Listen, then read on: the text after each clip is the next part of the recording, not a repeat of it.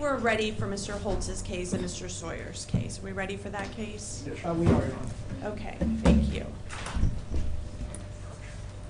Adrian? And this is Adrian, is it Sjolund, 24 mm 525. Okay.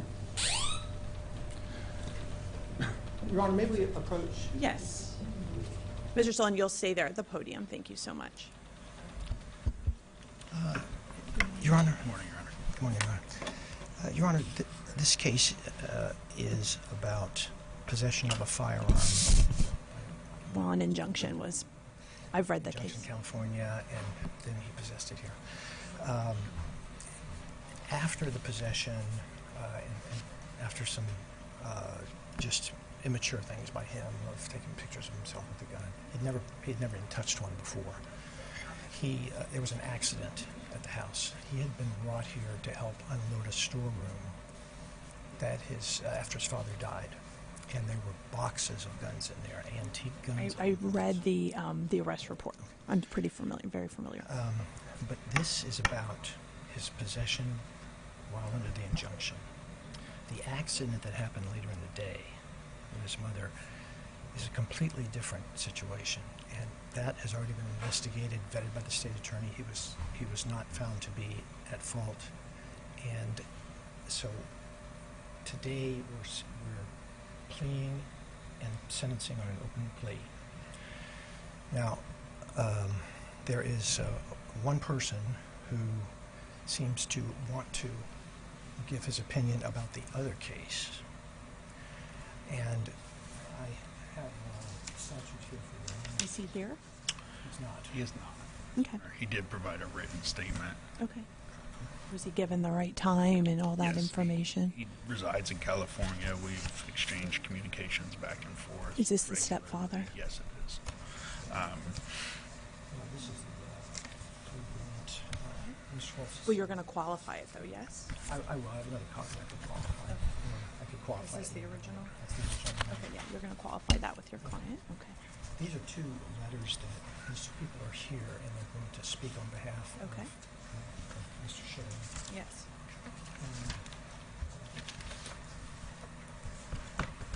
Because the case was originally charged as a negligent manslaughter case, correct? That's and correct, then Your it Honor. was brought to misdemeanor for the possession of a weapon during an injunction. That's I correct, Your understand. Honor. Yes, Okay. Your Honor.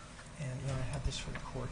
It's the statute that allows people to speak in mitigation or in aggravation to the court on a plea such as today's. And it's very specific that it's the victim, it's someone that's the next of kin of the victim. It's in this case the victim is the state.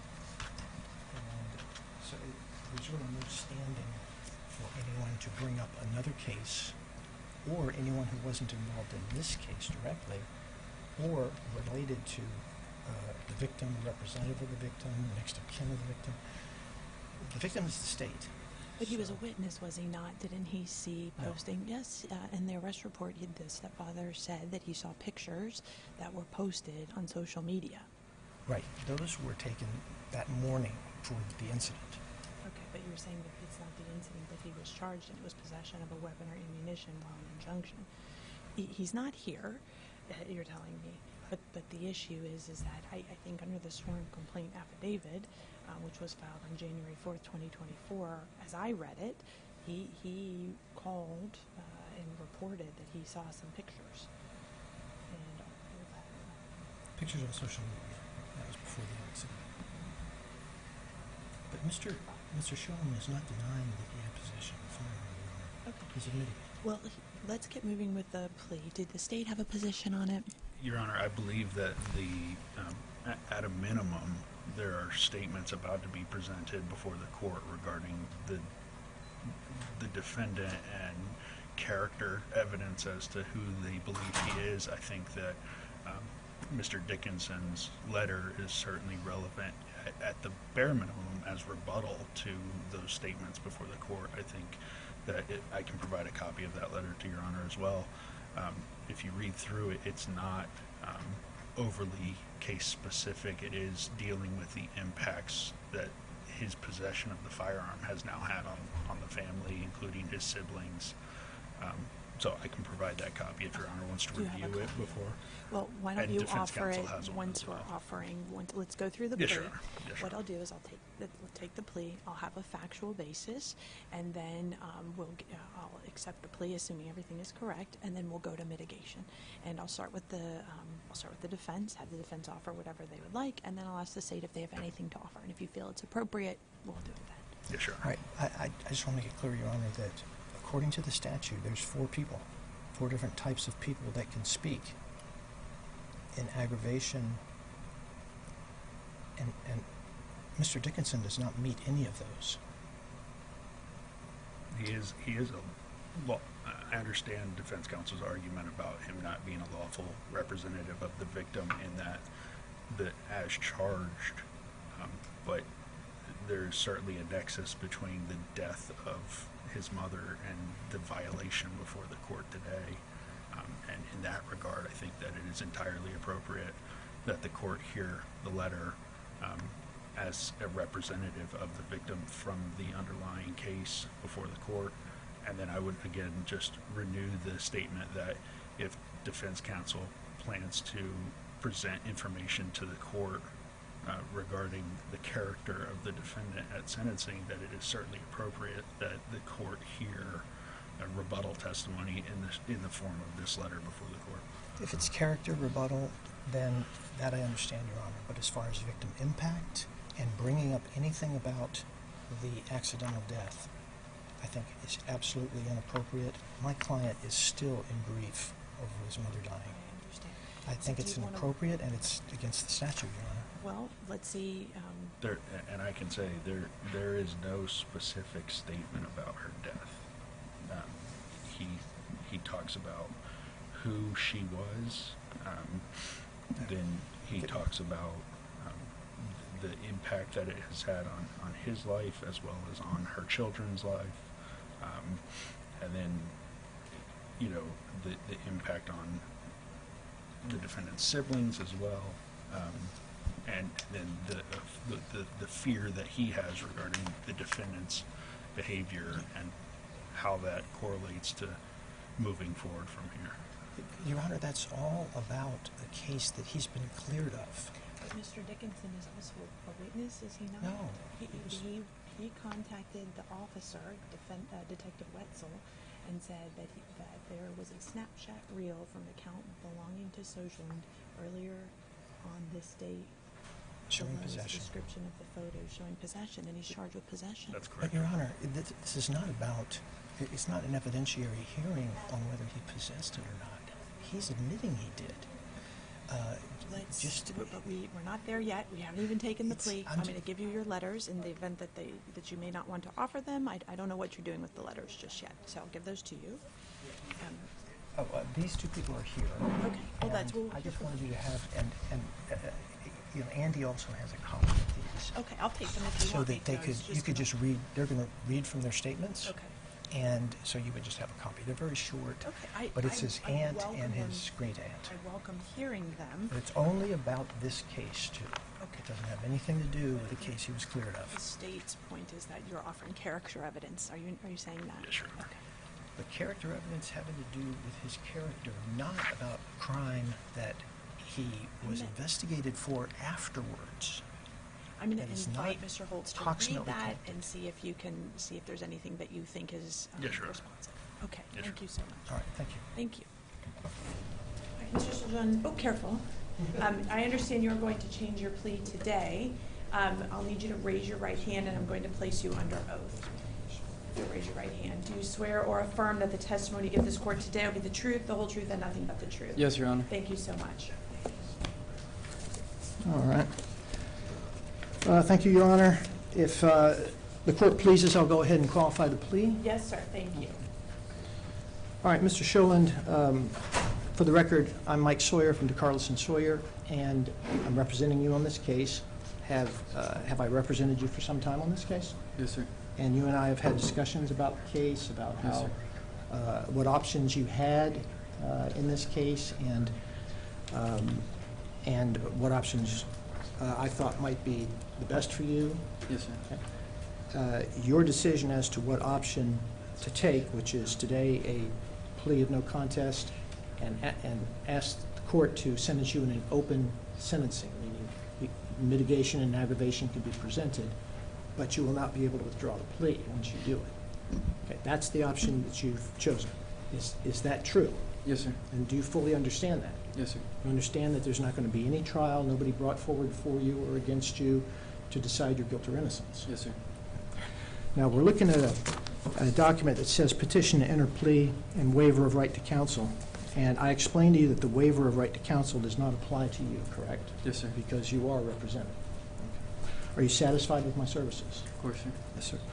All right. And this document purports that that you do read and write the English language. Yes, Okay? sir. You've understood everything we've talked about regarding this case. Yes. I've gone over what the discovery says with you, all the options that you've had. Yes, sir. Okay. Now, you understand that you're going to be pleading no contest to possession of a firearm while an injunction is in place that says you cannot possess a firearm. Do you understand that? Yes, sir. All right. And that injunction, you understand, was in California, and by extension, here in Florida, there's a statute, 920.33 subsection 1, that does not allow you to possess a firearm if there's an injunction anywhere in the United States. You understand that? I now understand that, yes. Now, you understand that you have a right to be presumed innocent, and if you did want to go to trial and to have your guilt or innocence proven by that procedure, that is available to you. You understand that? Yes, sir. Okay, even at this moment. Yes, sir. Your choice is to go ahead with the plea and have the court decide what penalties would be imposed. Yes, sir. Okay. All right. Now, are you under the influence of any drugs or alcohol at this time? No, sir. Okay. You understand that you could be placed on probation today by the judge? You could be incarcerated? You understand that those options are all with the court? Yes, sir. You understand that after today, you won't be able to appeal your guilt or innocence, only an illegal sentence or a lack of, if you had a fundamental right violated, you'd be able to appeal that. Yes, sir. Understand that? Okay. All right. Have you ever been convicted of a crime before? Yes, sir. Convicted of a crime? No, just arrested. Arrested. Yes, sir. Was that the California case? Yes, sir. Mr. Sjolund, the court reporter is recording your plea, so you'll need to speak up a little bit into the microphone. I apologize, Your Honor. All right. And that case in California was resolved by a deferred prosecution, is that correct? Yes, sir. You finished the conditions and were released from that? Yes, sir. Deferred prosecution? Okay, so there are no convictions on your record. You have a clean record, is that correct? To my That's knowledge, clear. yes, sir. Okay, because we don't do score sheets on misdemeanor cases, so just this is for the court's benefit. You're 22 years of age, Yes, sir. okay? You've had 12 years of schooling. Yes, sir. All right. What did you do to your thumb? Just so the court knows. I was working on a buddy's car and it dropped on me. Have you been gainfully employed since you've been out? Partial and The last 6 part-time. months? Yes, sir. Your Honor, I would tender this plea. I may not have met all in here. I've got the one for felonies I have memorized. If I missed anything in here, Your Honor, would you mind bringing it to my attention? I think I have covered, though, and I would tender it as being freely and voluntarily entered. I'll ask some follow-up questions after I get the factual basis. Yes, ma'am.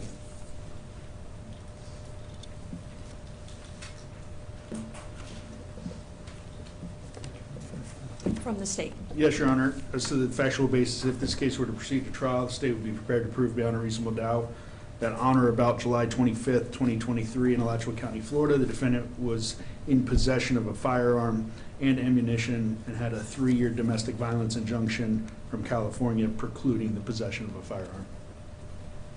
Thank you. And tell me how to pronounce your last name. Sjolund. Sjolund. Mr. Sjolund, in front of me I have a 2-page petition to enter plea. above the word defendant is a signature. Is that your signature there? Yes, Your Honor. And did you place your signature there because you believe entry of this plea is in your best interest? Yes, Your Honor. And you're doing today what's called an open plea, which means that there's no negotiation between the state and the defense, and I, at any time, have the ability to sentence you up to the maximum, which up to this is a year in jail, actually is a year in jail and up to $1,000 fine. Yes, Your Honor. Do you understand? Okay. Do you have any questions for your attorney or for me as the judge? Not at this moment, Your All Honor. right, with that, the court accepts the plea is freely, knowingly, and voluntarily entered and finds an adequate factual basis. At this time, does Mr. Sjolund want to offer any testimony or any information? Your Honor, well, I would like to speak on his behalf. First, though, if Your Honor, if the court pleases, we have two witnesses that are related to Mr. Sjolund, his aunt and his great aunt. They have short statements that they'd like to make. They've written them out, so it's going to be short to the point. Both Mr. Holtz and the court have copies of those letters, and they're pretty much going to stick to a copy of the letter unless the court has any questions for them. I don't have any questions, but if they want to, it is up to them whether they would like me to read the letters or they want to come forward and give the testimony. I think they want to speak, Your Honor. Okay, very well. We'll have them come forward. Joanne, come first, please. Your Honor, this is Miss Joanne Cantaloupe, and she is Mr. Sjolund's great aunt, and she's prepared to tell you her relationship to him, the time she spent with him, and then make this brief statement. Thank you. And if you'll raise your right hand, I'll place you under oath. Do you swear or affirm that the testimony you give this court today will be the truth, the whole truth, and nothing but the truth? Yes. Thank you. If you'll step over and tell me your name, please. Joanne Swager Cantloop, Thank you. And your relationship to Mr. Sjolund? great aunt. Okay, thank you. And any information you'd like to provide to the court?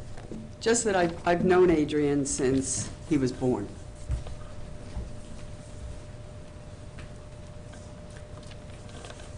Since he's been in Florida this past year and a half, the interactions with him have been positive.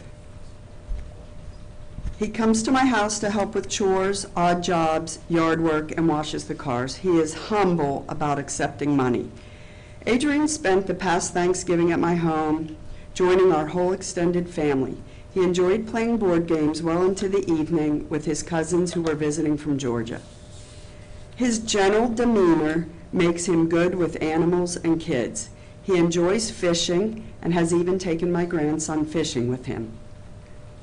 Adrian is quiet and polite. I occasionally take him to share a meal so we can talk a little. I am a retired teacher, counselor, and school administrator. I recognize his need for positive interaction. Being in a military family, Adrian, along with his brothers, were left to be cared for by Grandma Mary Beth Swager, my late sister. They resided in South Florida from infant to age 10. Grandma Mary Beth, myself and my family, my elderly parents, and Aunt Alexandra provided them with a safe, stable, and loving environment. They participated in normal childhood activities, school, Sunday school, birthday parties, and city sports. Around age 10, Adrian and his brothers were abruptly uprooted and moved to California. All ties were cut off from the Florida family. This was devastating to the boys and our family. Their biological dad was never given the opportunity to be in their lives. Adrian's life in California was unstable, difficult, and at times dangerous. He had to work several jobs starting at a young age to support himself. Since the death of his mom, his life has gotten even harder. Adrian is a good person, hardworking, and wants to be a productive citizen. I want to see him be successful in life, and I will continue to encourage him. Thank you. Thank you. Thank you for being here. Your Honor, I would also ask the court if it pleases to hear from Miss Marianne Codelli, who is Mr. Sjolund's aunt. Okay. And Thank you. I'll place you under oath. If you'll please raise your right hand. Do you swear or affirm that the testimony you give this court today will be the truth, the whole truth, and nothing but the truth? Yes, Your Honor. Thank you. May I have your full name, please, for the record? Mary Ann Cadelli. Thank you. And when you're ready. And your relationship. I'm his Aunt Mary Ann, and I reside in Georgia. I'm originally from South Florida. Thank you for being here. Adrian is a humble, polite, hardworking young man. He's very low maintenance and won't take a handout. He's had a tough life being a military kid, along with his twin brother and 2 other younger brothers. He has moved around a lot and has attended many different schools. His father was not present in his life. He and his brothers have lived with his grandma Mary Beth and Aunt Alex off and on in South Florida. He's never had stability, and he has abandonment issues. He's never had a male role model or a normal upbringing. Adrian needs to be able to move on with his life the best he can. Not only does he have to live with the fact that his mom is no longer here, he has someone pushing for the maximum sentence. With his his family, want the best for him and are here to encourage and support him to move forward in life. But he's struggling to see his future, with this case lurking over him the past year and a half. He is scared to death. Thank you for your time. Thank you for being here. Mr. Sawyer, any other information or testimony? Your Honor, I just wanted to briefly summarize. Okay. Your Honor, one of the reasons I wanted Ms. Cadelli and Ms. Cantaloupe to be here is to verify that what I'm going to say is the absolute truth, because they've lived it with him since he was an infant. He's had a difficult life. It's been tough. He's only 22 years old, and he's lived more of a lifetime than most of us ever do. He lives in a different world. It's a world where nothing's guaranteed. There's very little money offered to him. There's no backup. Things like simple insurance are not even a consideration. He can't even make a call on his phone unless he's near a Wi-Fi, because he can't afford the charges on the phone. But, Your Honor, given all those things, people can go really bad, or they can suck it up and become good people. And in my dealings with Mr. Sjolund, and what I honestly believe, is his character is intact. I believe he is 22, probably immature for his age. But one thing that he has not done is taken a path of criminality. He has no record. The one incident was when he was 18 in California, pushing and shoving match with a new girlfriend. He took the blame. He was given a deferred prosecution, and he completed all the conditions. There was a 3-year injunction in place, which did specify no firearms. He that is at auto it auto ends as of next month, that injunction. He never saw the girl again, never violated any conditions of that injunction. He was unaware that any touching of a firearm would be possession here in Florida. He's also aware that the fact that he didn't know that is not a defense. That he, he was served with the petition out in California, and so he's not here to make excuses or to say something didn't happen that did or did happen that didn't.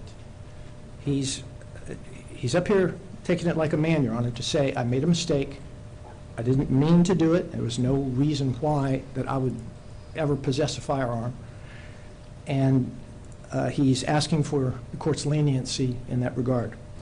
And it is true, from not just what Mr. Sjolund's told me, but from the other relatives I've spoken to, that he has never possessed a firearm.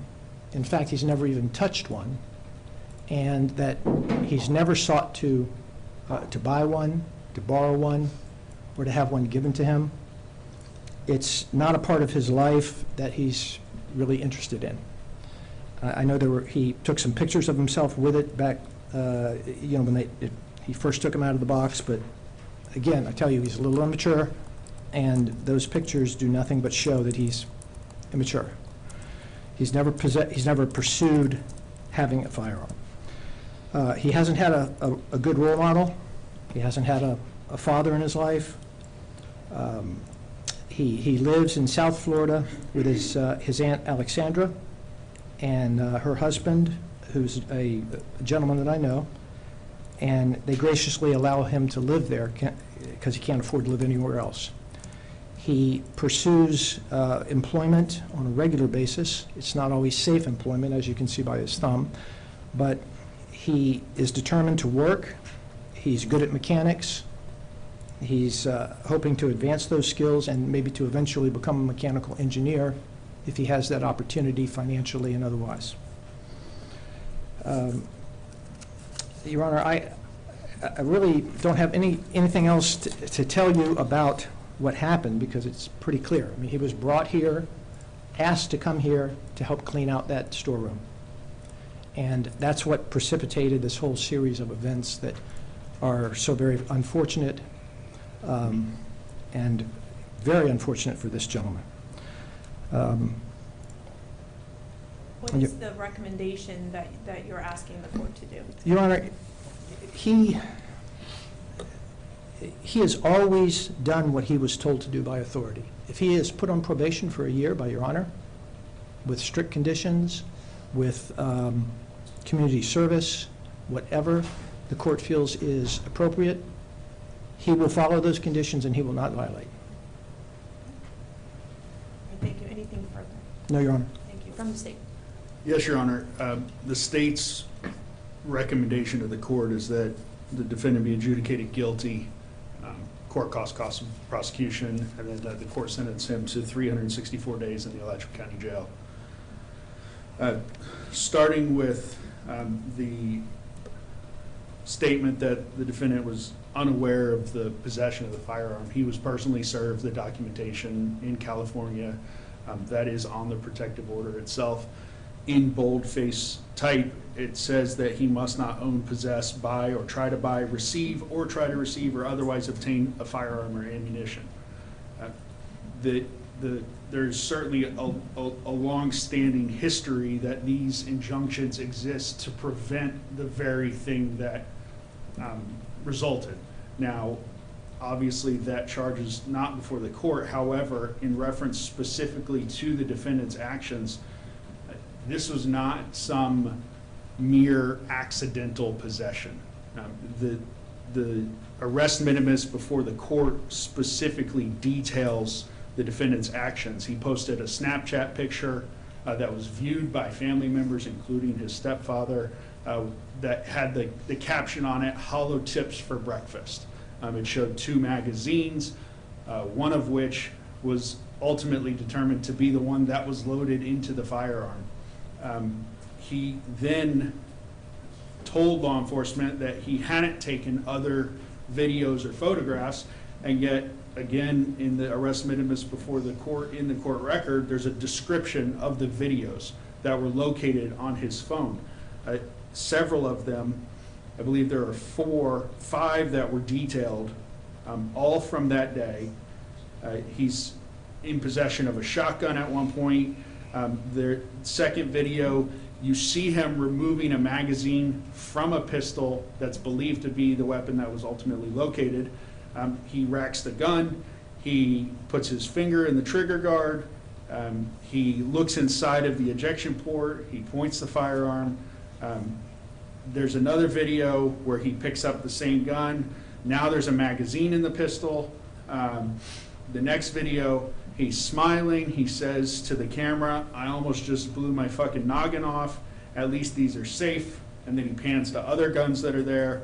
And then in the last video, he can be seen in possession of that firearm again. He points the gun to his left. You hear the gun click as if the trigger was pulled. He looks away and says, "So scary."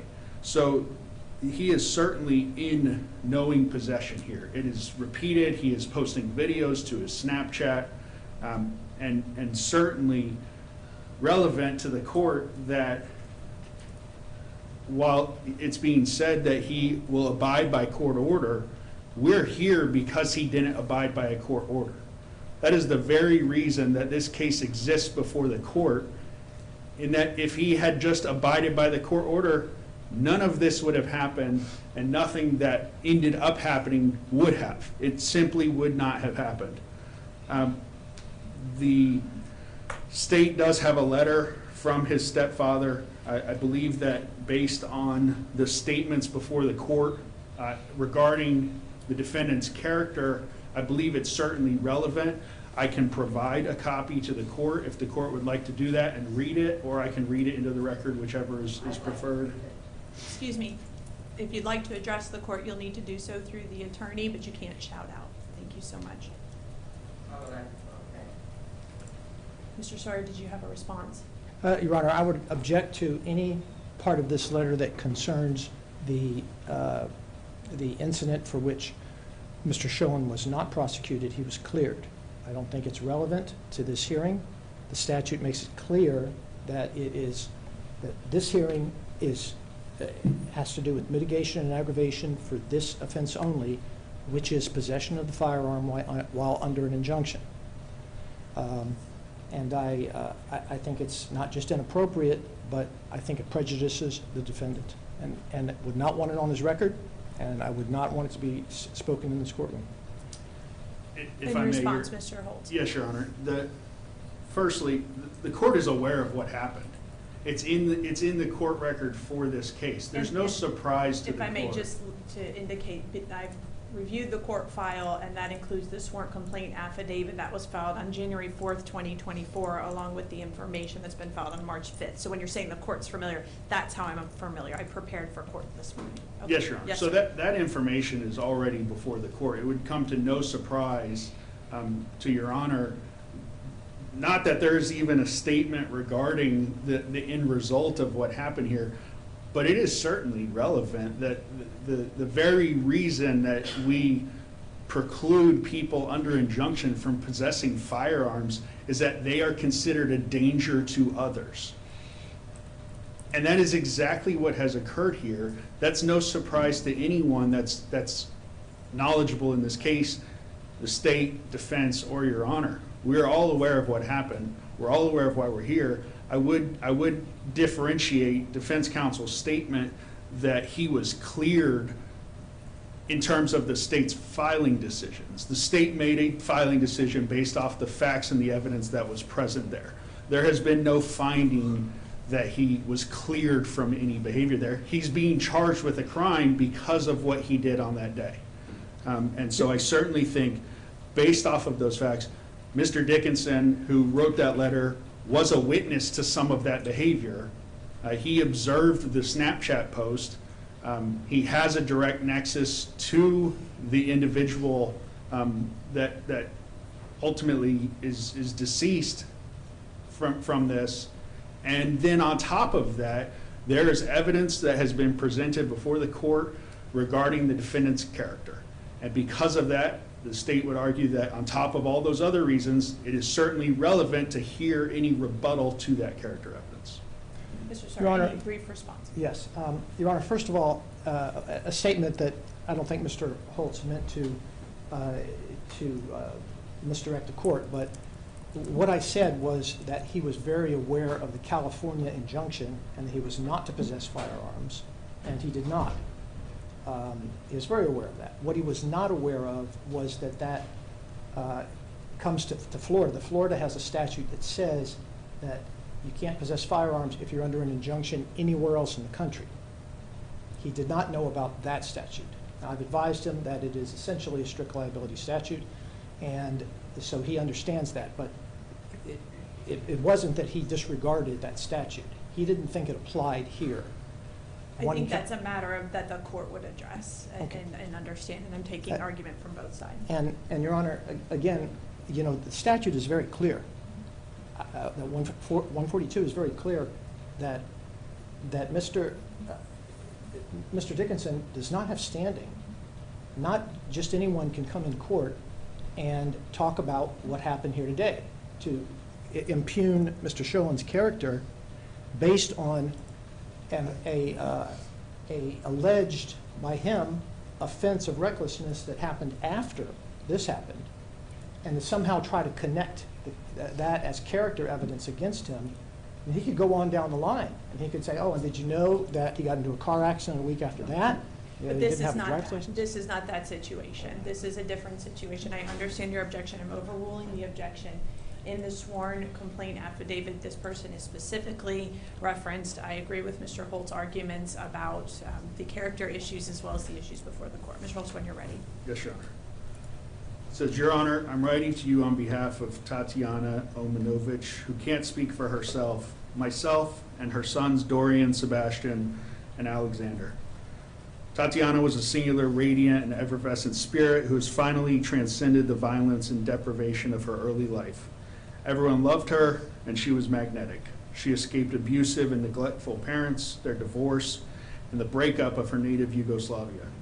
She survived her first marriage, which was marred by abuse. She survived combat in Bosnia and Iraq as a U.S. Marine, and yet she never fell victim to negativity or doubt in the goodness of people and the value of life.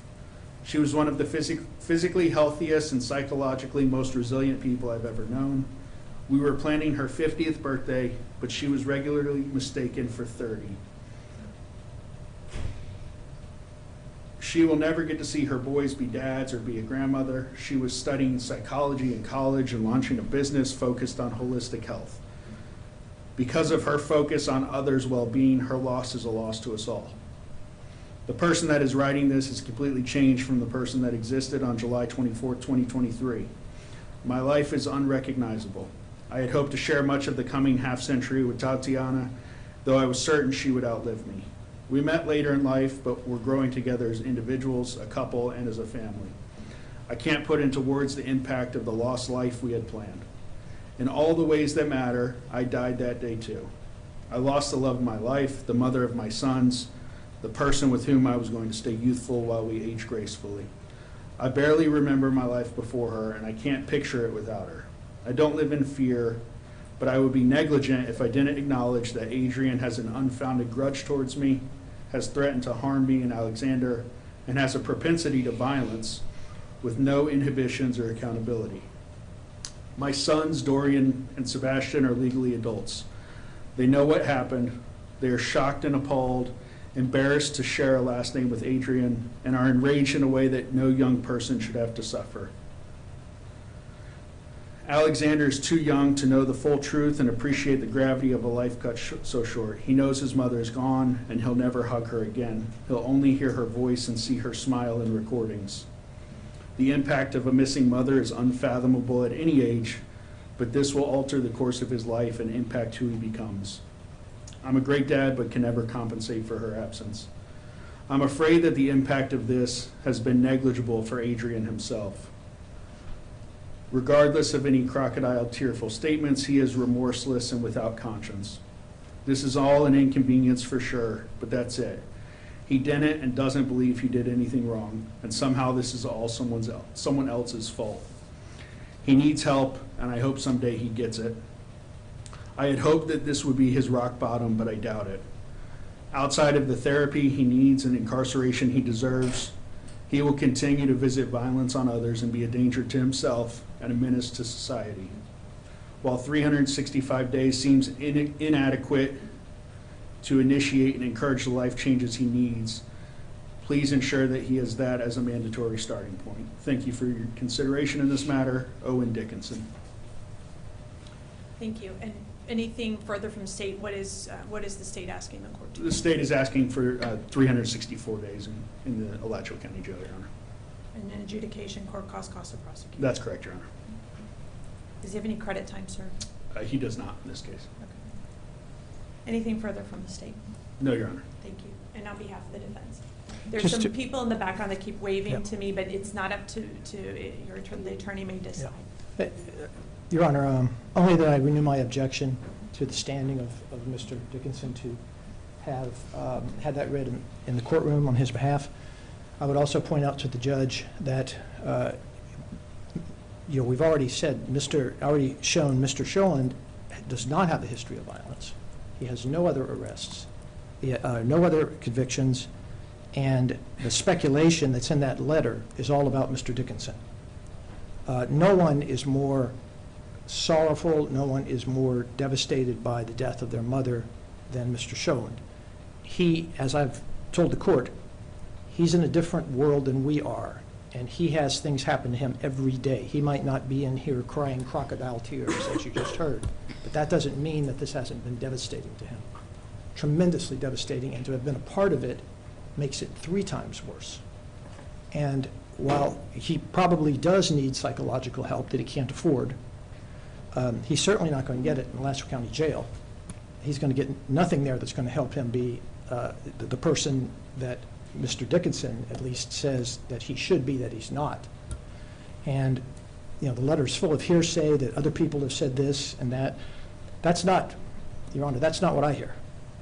I understand that he's upset because it was his girlfriend, but, Your Honor, I just urge the court to take into account what you've heard from his relatives who are here, and if you'd like to ask any questions of Mr. Sjolund, he's prepared to answer them under oath truthfully and fully. Thank you. Mr. Sjolund, I've heard and I appreciate your family coming and talking with me today. I understand the arguments made by both the attorneys. I've reviewed myself the sworn complaint affidavit. You were under a court order not to possess any weapons or firearms. You did so. And in the sworn complaint affidavit, there are several instances detailed where you were posting to social media with the weapons in your hand, with ammunition, saying statements with regard to the ammunition, with regard to the firearms. Your attorney keeps citing immaturity, but this is concerning to me, an issue of immaturity. But you had an injunction, a 3-year domestic violence injunction that still has not termed out, and you were not to possess any weapons, and you did so. The consequences are awful. They are. I'm certain for you. I'm certain for your family, and there really are no words for that. But because of the violation, because of what's charged, I am going to sentence you, as the state has requested, to 364 days in the Department of Jail, adjudicate you guilty, assess court costs and cost of prosecutions. Mr. Sjolund, this is not an easy case for me. It is not at all. I am certain that you have long-term consequences that you are feeling and facing, but I hope that this gives you some closure. Mr. Sjolund, thank you. You'll step over with the deputies. Thank you. Thank you for your time. Okay. Thank you, Your Honor. Thank you, Mr. Sjolund. Would he like a payment plan or civil judgment? I'm sorry. For the court costs, would he like a payment plan or civil judgment? Payment plan he would set up when It's he's civ- released. I would say civil judgment, Your Civil Honor, judgment. please. Thank you. Thank you. Mr. Your Reynolds, Honor. any other cases? No, Your Honor, that is- Thank you. thank you, Your Mr. Honor. Shore, thank you for your time. Thank you, Your Honor.